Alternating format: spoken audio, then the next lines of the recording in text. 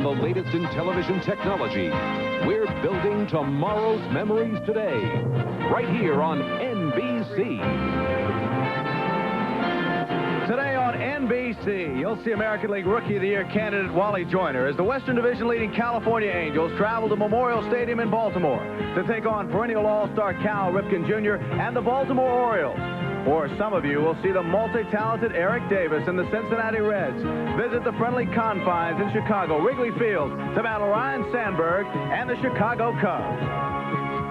But up first, NBC Sports presents Major League Baseball, an inside look. You are looking at Memorial Stadium on 33rd Street in Baltimore as we get set to watch two teams in very different situations. Hello, everyone. I'm Bill McAtee. The Baltimore Orioles mired 9 games behind Boston in the American League East against the California Angels, who are struggling against the pesky Texas Rangers. And of the latter, Gene Mock of the Angels said, well, I like our chances against a team that has to score 9 runs a game to win. And ironically, that was what the Angels would need here last night.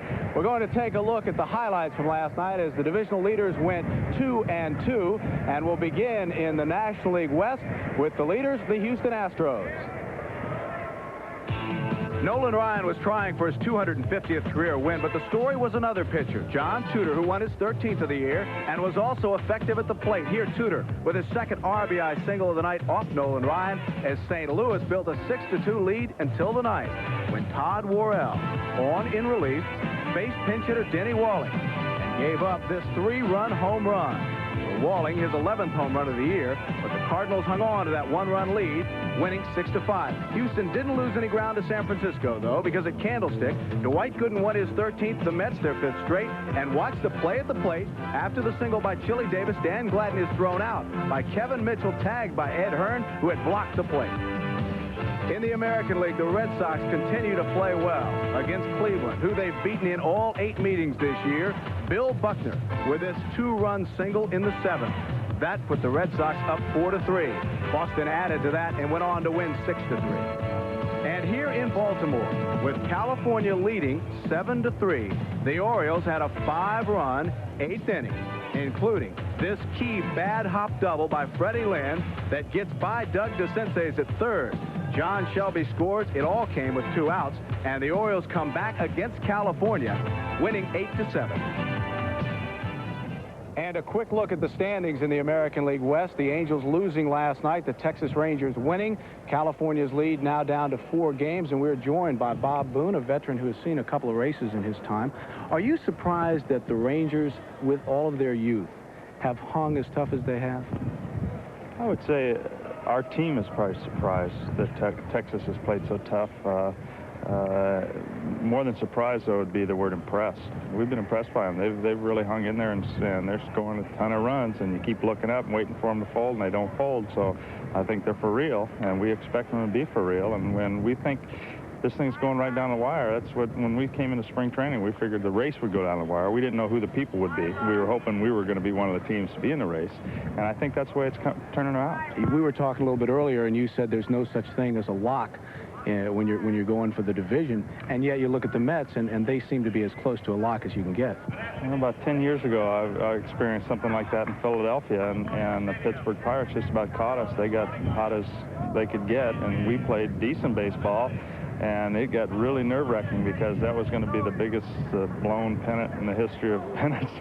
And I think Yogi used the words the best to describe all of baseball for all time, and that is, it's never over till it's over.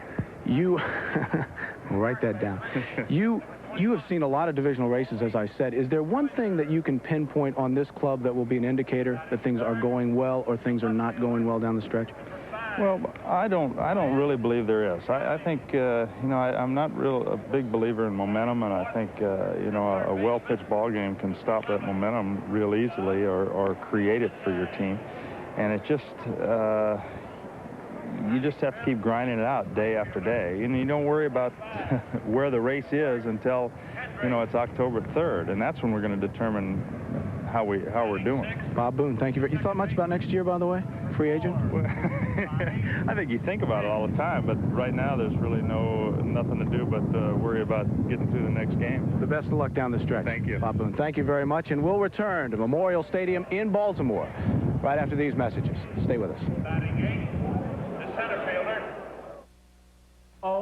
Just because you've washed your car doesn't... That you don't win in the big leagues without good pitching. But what about good defense? Is a player who can take away a hit as valuable to a team as the player who gets them?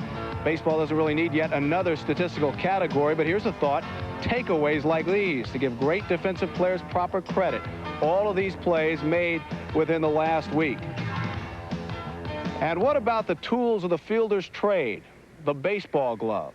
Well, that is an item that has undergone almost as many changes as the game of baseball itself. Baseball's defensive craftsmen aren't at a loss for words when they talk about the tools of their trade. I need a good pocket. I have to have a hinge area here so I can snap the ball both ways, both on the forehand and the backhand, using an old tennis term. You know, once you've used the glove for 1 or 2 years, it starts to get a little bit flimsy, and I like my glove stiff because, especially playing on AstroTurf on a base hit, the ball, if it's too flimsy, the glove will bend back and you won't be able to hold on to the ball, so I like it kind of stiff. In baseball's infancy, fielders caught with 2 hands, both of them bare. Then along came something that looked like cycling gloves. When leather arrived, players still used 2 hands. In 1919, St. Louis pitcher Bill Doak was the first player to use a glove with a pocket. Ozzie Smith is considered the virtuoso of Major League shortstops. He's won 6 Gold Glove awards. But there are men behind the gloves, the glove designers.